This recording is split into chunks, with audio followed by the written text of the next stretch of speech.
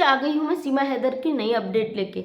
जैसे कि बहुत सारे लोगों के क्वेश्चन हैं सीमा हैदर के मामले में, जो मोबिन मलिक साहब ने कोर्ट सारे डॉक्यूमेंट पेश किए हैं और मोबिन मलिक साहब ने कल 3 बजे जो अपडेट दी थी उसके अकॉर्डिंग सीमा हैदर को सोशल मीडिया अकाउंट चलाने का अधिकार नहीं है। तो इसको लेकर बहुत सारे लोगों के सवाल मुझसे आए थे, आज सबको मैं उनका जवाब दूंगी। सबसे पहले बहुत सारे लोगों का एक ही जवाब था, क्या सीमा हैदर कब तक अकाउंट बंद करेगी, सोशल मीडिया से कब तक बाय बाय कहेगी, कब तक इस तरीके से सोशल मीडिया पे आएगी। और आज मैंने देखा कि सीमा हैदर फिर से रील बनी हुई है, फिर से जो लप्पू जी हैं उनके साथ उसकी रील आई है। उसने सोशल मीडिया का यूज़ करना अभी तक बंद नहीं किया है। और फिलहाल मैं आप लोगों को बता दें, जब इस पे एफआईआर हो चुका है, इस पे कानूनी कार्रवाई हो चुकी है, जब इतने समय वेट किया है तो कुछ समय और कीजिए। मोबिन मलिक साहब बहुत अच्छा काम कर रहे हैं, इतने कम समय में जो उपलब्धि उन्होंने दी है और जिस तरीके से एक के बाद एक चीज़ को ला रहे हैं, एक से एक नए खुलासे रख रहे हैं, तो मुझे यकीन है बहुत जल्द वो खुलासा करेंगे और बहुत जल्द इन चीज़ों पर रोक लगेगा। क्योंकि हमारे भारत की महिलाएं, हमारे भारत के बहुत सारे पुरुष भाई आहत हैं इस महिला से, और जिस तरीके से धड़ल्ले से चीज़ों को कर रही है और हमारे भारत के लोगों पर उंगली उठ रही है। और तो बहुत सारे लोग, अभी मैं देख रही थी एक लॉयर साहब का कहना था कि जब गुलाम हैदर उसको, सीमा हैदर को नहीं रखना चाहता अपने मुल्क में, अपने घर में नहीं बुलाना चाहता, तो आपको क्या पड़ी है उसे भगाने की। तो मैं बता दूं, गुलाम हैदर नहीं रखना चाहता, ये गलत बात है। क्योंकि गुलाम हैदर ने अपने बहुत सारे वीडियोज में बोला है कि अगर सीमा चाहे तो आए तो आ सकती है। लेकिन यहाँ से जो प्रतिक्रिया वहाँ गई ना, कोई भी खुददार पति होगा तो भाई कैसे बर्दाश्त करेगा। किसकी, उसकी पत्नी सब कुछ बेच भेज कर, उसका घर बार बेचकर, नीलाम कर कर, उसके 4 बच्चों को लेकर दूसरे मुल्क में जाके बैठ गई है। वहाँ से वो धमकियाँ दे रही है कि मैं सचिन मीना की पत्नी हूँ, आप अपने बच्चों के साथ खुश रहो, मैं यहाँ बहुत खुश हूँ, मुझे आपसे कोई लेना देना नहीं। और सबसे बड़ी बात, इसने जो झूठ बोला है, कानून को भी धोखा दिया है। और इसने उस कानून के जो बेल के कागज है उसमें साफ शब्दों में लिखा है कि मैं गुलाम हैदर की पत्नी हूँ, सचिन मीना से मेरा कोई रिश्ता नहीं है। और वहीं पे ये बंदी कहती है गुलाम हैदर को वीडियो बना के सोशल मीडिया का इस्तेमाल करके कि भाई मैं सचिन मीना की पत्नी हूँ और मेरे से कोई मतलब नहीं। अब ये बात समझ में नहीं आता इसकी कौन सी बात सही है कौन सी गलत है, क्योंकि ये बात तो सच साबित हो चुकी है। जो मोबिन मलिक साहब ने बात रखी है कि ये गुलाम हैदर की पत्नी है, इसका कोई तलाक नहीं हुआ है। तो दूसरी बात, ये सोशल मीडिया का धड़ल्ले से यूज करके वही बात यहाँ पे बोलती है मैं सचिन मीना की पत्नी हूँ। जैसा कि अभी भी इसके रील आ रहे हैं और बहुत जल्द इस पर रोक लग जाएगा। और जब रोक लगेगा, अभी देखा था ना, आँख फोड़ दी थी इसकी और अभी तक निशान है हल्का सा, ये बिल्कुल मानने को तैयार नहीं थी जब सोशल मीडिया की बात आई। तो एक सवाल मेरा आप लोगों से है, आप जवाब जरूर दीजिएगा मुझे कमेंट्स के माध्यम से। जैसा कि गुलाम हैदर ने कहा कि सीमा चाहे तो आ सकती है, तो इसमें कई लोगों का कहना है, कई लोगों का नहीं, जो सीमा को सपोर्ट कर रहे हैं उन लोगों का कहना है कि गुलाम हैदर अपनी पत्नी ही क्यों, बच्चे ही क्यों चाहता, पत्नी को क्यों नहीं चाहता। तो गुलाम हैदर ने बोला था अगर सीमा चाहे तो आए, लेकिन कोई पत्नी इस तरीके से दूसरे मुल्क में बैठकर दूसरे मर्द के बाहों बाहें डालकर उससे चिपक कर अपने उस पति को संदेश दे रही है कि ये मेरा प्यार है, मेरी शादी हो चुकी है, मैंने इससे शादी कर ली, मैंने सनातनी हो गई, मैंने धर्म परिवर्तन कर लिया, तो कौन पति होगा भाई बर्दाश्त कर लेगा औरत की इतनी मर्यादा से बाहर जाने तक। और क्या हमेशा आदमी ही गलत होता है, औरत गलत नहीं होती। औरत अपनी आंसू से पिघलाने की कोशिश करती है कि मैं सही हूँ, संपैथी कार्ड खेलना चाहती है कि मैं एक औरत हूँ तो मैं कैसे ही बच जाऊंगी, और ज़्यादा से ज़्यादा हो जाएगा धमकी दे देगी। और कई लोगों का ये भी कहना है कि सीमा वहाँ गई तो मार दी जाएगी, और क्योंकि उसने अपने देश के विरुद्ध नारे लगाए।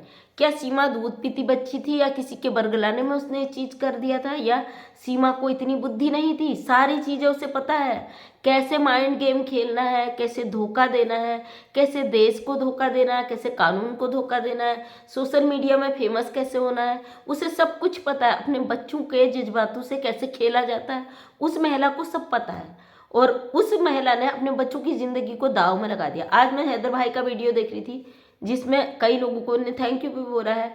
एक अनपढ़ आदमी, ज़्यादा पढ़ा लिखा नहीं है, बाहर जॉब कर रहा था और वो अपने बच्चों का के लिए कमा रहा था।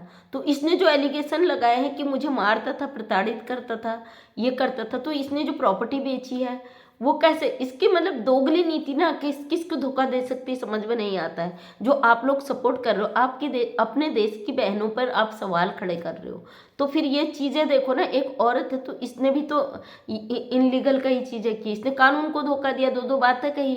और सोशल मीडिया अकाउंट बैन कब तक होगा? बहुत जल्द होगा, क्योंकि मोबिन मलिक साहब जितनी तेज़ी से काम कर रहे हैं और जितना कानून का उन्हें ज्ञान है, और बहुत अच्छी तरीके से इसको बहुत जल्द वो ओपन करेंगे मामले को, क्योंकि बहुत कम समय हो रहा है अभी उन्हें इसमें आए हुए, और कानूनी रूप से जो काम कर रहे हैं। कभी भी है ना, आप अगर आपका पद है, आप लॉयर हो, वकील हो, तो सबसे पहले मैं यही कहूँगी कि आपका सबसे पहला फर्ज होता है अपने पद के साथ ईमानदारी करना, और उसके साथ किसी का जाहिर सी बात है, आप जिसका भी केस लेते हो तो आप एक वकील की यही कोशिश रहती है कि मैं अपने जो मेरा जो मुवक्किल है, मैं उसके केस को बखूबी लड़ूं, और उसके लिए वो हर कोशिश करता है, हर साक्ष्य जुटाता है। लेकिन मैं यहाँ पे कहना चाहूँगी, थोड़ा चीज़ों को देख के कीजिए कि आपके केस लेने से कहीं आप अपने देश के साथ कोई गलत तो नहीं कर रहे, समाज के साथ कोई गलत तो नहीं कर रहे हैं, अपने पद का आप कहीं दुरुपयोग तो नहीं कर रहे हैं, या आप ऐसे व्यक्ति के लिए तो नहीं लड़ रहे हैं जिसकी वजह से आपके मुल्क के लोगों की भावनाएं आहत हो रही है, या जिसकी वजह से आपके समाज में गलत प्रभाव जा रहा है। केस हर कोई लॉयर बहुत अच्छा पद, सम्मानित पद है, लेकिन इस पद का कहीं आपके द्वारा गलत उपयोग तो नहीं हो रहा है। तो इन चीज़ों को अगर आप देख के करेंगे तो अपने पद के साथ साथ जिस चीज़ के लिए आप काम करते हो वो भी सक्सेस होता है। जाहिर सी बात है, हम किसी पैशन में होते हैं तो हमारा एक लक्ष्य भी होता है, वहाँ से हम कमाई करें, क्योंकि हम लगाते हैं उसको अपनी डिग्रियों को पाने के लिए, अपनी पढ़ाई के लिए जो हम वेस्ट करते हैं अपने हमारा एक लक्ष्य रहता है कि हम इस पद में जा रहे हैं, तो सबसे पहले हमसे एक कसम लिवाई जाती है कि हम ये जो काम कर रहे हैं। मैं जब क्षेत्र पंचायत का चुनाव लड़ी थी तो हमें भी शपथ समारोह हुआ था वहाँ पे, और हमसे शपथ ली गई थी कि हम अपने पद को सम्मान के साथ करेंगे, किसी की भावनाओं को बिना ठेस पहुँचाए अपने कार्य क्षेत्र पर काम करेंगे। ये एक प्रण लिया जाता है, हम जब भी किसी ओहदे में होते हैं, अच्छे ओहदे में जाते हैं, तो हमसे एक प्रण लिया जाता है कि हम बखूबी ईमानदारी के साथ अपना काम करें। तो हर लॉयर से मैं कहना चाहूँगी, जैसे निर्भया केस को लड़ा गया था, हमारे देश की बहनों की आत्मा आहत हुई थी इसमें, वो दर्द आज तक है। 10 साल उन मुजरिमों को, जो क्रिमिनल थे, जिन्होंने हमारे देश की बेटी की इज्जत को तार तार कर दिया, और उस दर्द को पूरे देश ने महसूस किया था। वहाँ पे उसके लिए जो लड़े थे AP सिंह सर, तो एक उनकी छवि जो जनता की नज़रों में बनी ना, तो बहुत ही दर्दनाक, और उसी वजह से वो आज दुनिया की नज़रों में बहुत छोटे माने जाते हैं। वरना वकील पद बहुत रिस्पेक्टेड होता है, सुप्रीम कोर्ट का वकील ये अपने इन चीज़ों को लड़ता है। तो मैं मोबिन मलिक साहब के लिए दिल से थैंक यू कहती हूँ कि सच के लिए आवाज़ उठाई। यहाँ पे हमने ये नहीं देखा कि गुलाम हैदर पाकिस्तानी है या हिंदुस्तानी है। अभी एक भाई का मेरी लाइव में कमेंट आया था कि हम पाकिस्तानियों से नफरत करते हैं। तो भाई एक सवाल मेरा भी आपसे है, मैंने पूछा भी था, अगर आप पाकिस्तानियों से नफरत करते हैं तो क्यों भाई आप एक पाकिस्तानी महिला को इतना बढ़ावा दे रहे हैं, जो कि उस महिला का पूरा प्रूफ है कि उसने बोला है मैं पाकिस्तानी महिला हूँ, मेरा पति गुलाम हैदर है। तो आप क्यों चाहते हो आपके देश में उस महिला को शरण दिया जाए? आप क्यों चाहते हो आपके देश में उस महिला को सेलिब्रिटी बनाया जाए, या वो सोशल अकाउंट चलाए? और आप हम लोगों पे उंगली कैसे उठा सकते हैं कि आप औरत हो के औरत की दुश्मन हो और कई सारी बद्दुआएं देते हो? सबसे पहले हमारा देश प्यारा है, हमारा समाज प्यारा है, और हम अपनी सरकार, अपने कानून व्यवस्था पर हमेशा बोलती, फिर से बोल रही हूँ, आंख बंद करके भरोसा करते हैं। हमारी सरकारों ने वो सारी सुविधाएं अवेलेबल करवाई। भारत सरकार जो कहते हैं ना सरकार क्या करती है, सरकार क्या कर रही है, तो मुझे बड़ा ताज्जुब होता है कि सरकार क्या कर रही है। क्या आप मुझे बता सकते हो इस सरकार से पहले कौन सी ऐसी सरकार थी जिसने फ्री में सिलेंडर दिए? कौन सी ऐसी सरकारें थी जिन्होंने 5 लाख तक का हमारे गरीब से गरीब व्यक्ति अपना इलाज फ्री करा सकता है उसमें?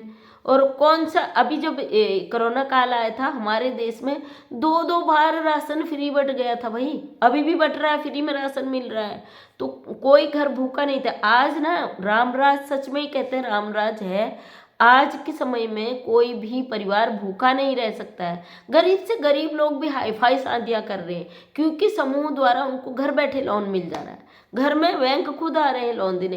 पहले के समय में अगर आपको आर्थिक मदद चाहिए ना किसी महिला का समाज कल्याण विभाग से किसी बच्ची की शादी के लिए, जैसे हम लोग अप्लाई करते थे, हमको 10 बार समाज कल्याण विभाग के चक्कर काटने पड़ते थे उन्हें वो लोन दिलाने के लिए समाज कल्याण विभाग से, जो गरीब लोगों को मिलता है। आज हर गरीब बेटी को शादी के लिए सरकारी स्कूल में समथिंग 60,000 था, मुझे लगता है 1 लाख के समथिंग हो गया हुआ, वो लोन मिलता है। लड़की स्कूल में पढ़ाई नहीं कर पाती थी, उसको टैबलेट दिया जाता पढ़ाई के लिए और साइकिल दिया जा रहा 9th पास के लिए। तो आज से पहले किस सरकार में ऐसा था भाई?